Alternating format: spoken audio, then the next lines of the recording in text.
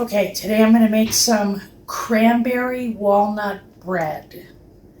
And let's start out by saying I don't know squat all about making bread. I've never made bread in my life, so this will be an adventure. And to make it a little bit more interesting, I live in Longmont, Colorado, which has got an elevation of a mile high. That's why we call Denver the Mile High City.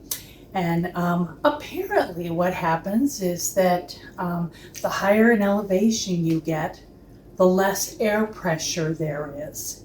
And this impacts baked goods because if there's less pressure, they rise more quickly. The yeast activates and creates more air and more bubbles more quickly, and it doesn't have that pressure to counter that. So the baked goods can rise too quickly, and then when you put them in the oven, they fall down into a pancake. Right?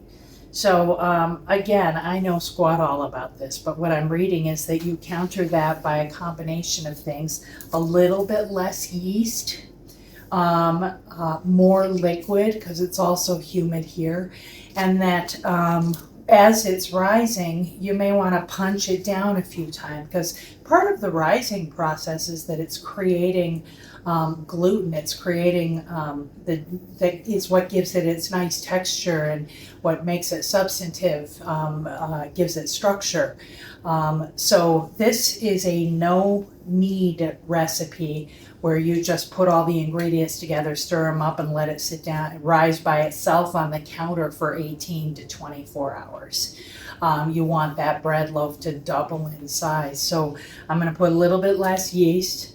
I'm going to check the bread as it's rising, and if it gets to that double its size before the 18 hours, I'm going to punch that bad boy down and let it rise some more so that it's got a little bit more opportunity to build that structure inside it. So again, that could be completely off base. All I know is I'm at altitude. I need to make these adjustments, and that's my best understanding of how to do that. So for ingredients, I've got 3 cups of baking flour. The recipes that I looked at varied a little bit on this. Some of them said, you know, do I use a high altitude flour? I don't know. I just use regular baking flour. The recipe is calling for 1 1/4 teaspoons of yeast. I'm going to do a little bit less than that.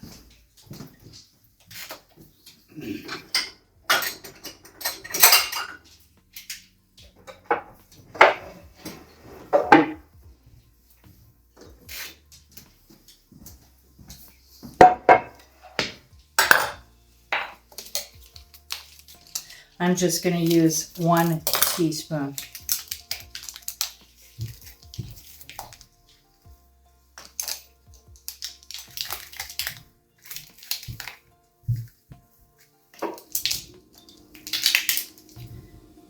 And then it calls for 1 1/4 teaspoons of salt.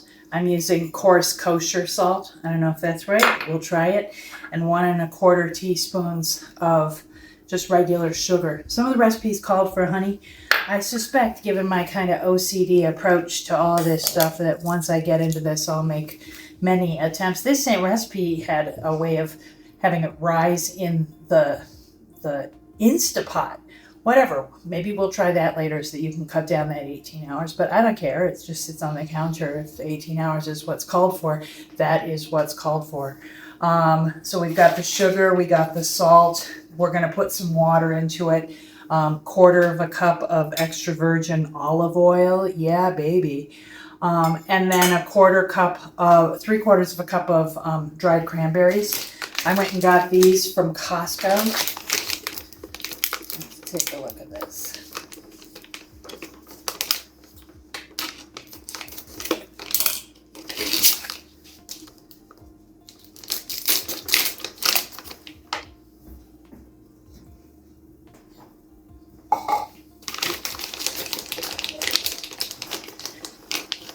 What got me thinking about this this bread is that we get this cranberry walnut bread from Costco, and it's so good.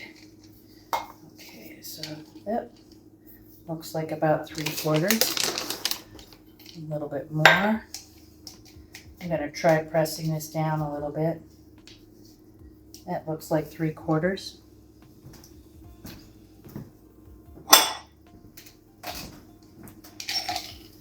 And then I'm supposed to have 3/4 of a cup of chopped walnuts. Oops. I just took my yeast and made a mess with it. So, luckily, I cleaned my counter so I can just scrape it off with my hand and put it back in my little yeast. Good enough. One of the reasons I haven't done a lot of baking is because it's more chemistry, and I'm sometimes more of an intuitive cook, a little bit of this, a little bit of that, and I've always been a little intimidated by baking because it seemed so much more precise than that. So I'm glad to see scraping off with my hand my carefully measured yeast is in the spirit of my style of cooking. Hopefully it won't make any difference. I went and got some of the whole walnuts, and I'm going to want to chop these. There are some you can buy at the grocery store that are already chopped, but maybe this is Dr. Science stuff. I imagine that something that's, with garlic, if you cut the garlic an hour ahead of time, it loses some of its flavor. So I combined this all and had water until it was kind of sticky, and I oiled this bowl with olive oil.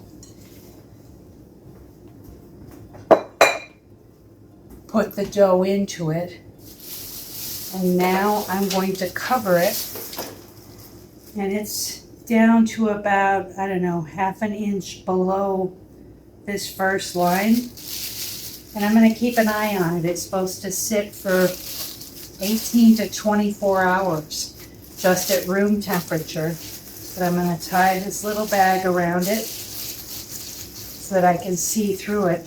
And if it rises quickly, I'll go punch it down. So, more to come later. By the way, shout out to Lily, who gave me this new apron for Christmas.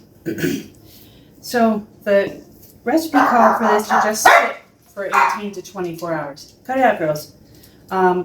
Because we're at high altitude, I punched it down once, releasing a lot of the air so that it would raise a second time. It didn't come up as high as it did before, but it came up because we've got less pressure in the air at a mile high altitude. The yeast tends to make it raise much further and faster than it falls in the oven. So punching it down supposedly causes it to, that second raise to just strengthen the something inside of it. So at any rate, here's our parchment paper. I'm supposed to sprinkle this with a little bit of flour. Spread that out a little bit. This just got some nice bubbles on top. Looks good. I say it looks good. I know not. It smells like yeast. So now I'm going to kind of peel this out onto the parchment paper. This sure still feels wet.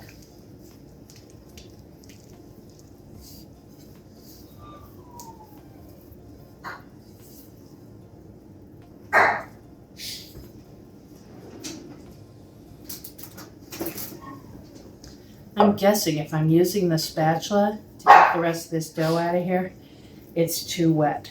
But I will complete this. There's all kinds of cool bubbles that I can see in here. All right, so online, the method was to kind of pull it from the side and stack it in on itself a few times to form a ball.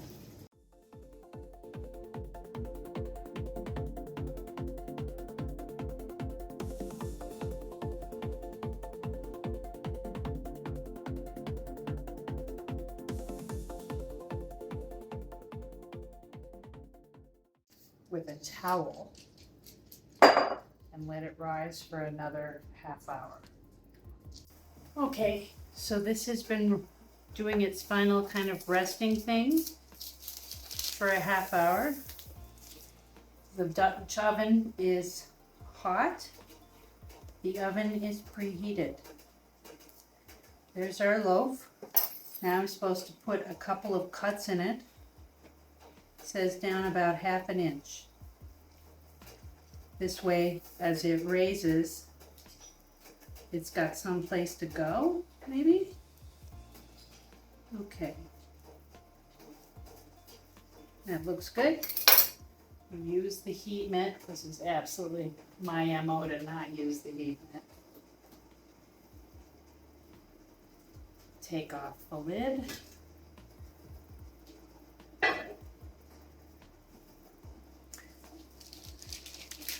Pick up the whole part. Oh, I'm supposed to put a little sprinkle of flour on the top.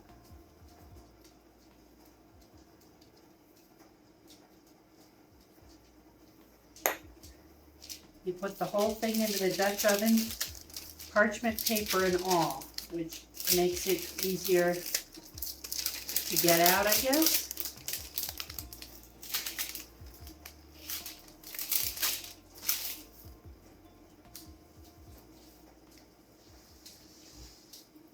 That looks pretty.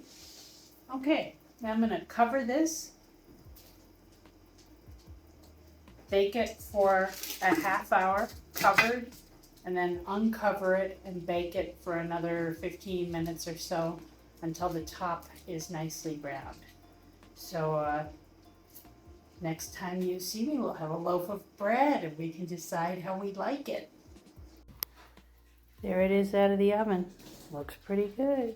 We'll see how it tastes. I'm gonna let this cool for a bit. Okay, so I decided to spare you all of the additional machinations of this cranberry walnut loaf of bread for the love of God. I think I've baked 10 versions of this in the past week, and they were all gummy or, you know, compressed, too sticky, too yeasty.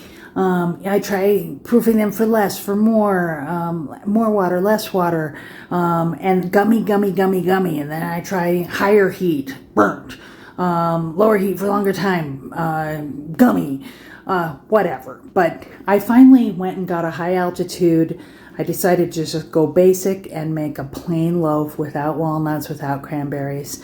I found one that reduced the yeast significantly and increased the salt, which also slows down the rising of the loaf. And that worked pretty good. Wasn't perfect, but pretty good. And then I applied that knowledge to another loaf with cranberries and walnuts, and it came out pretty good.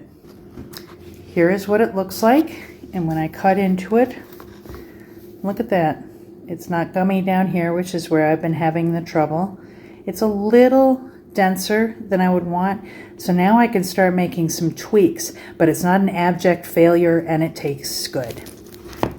So of course, now that I have found a recipe that works, now I can try adding some other stuff. I think the next time I'll try Kalamata olives and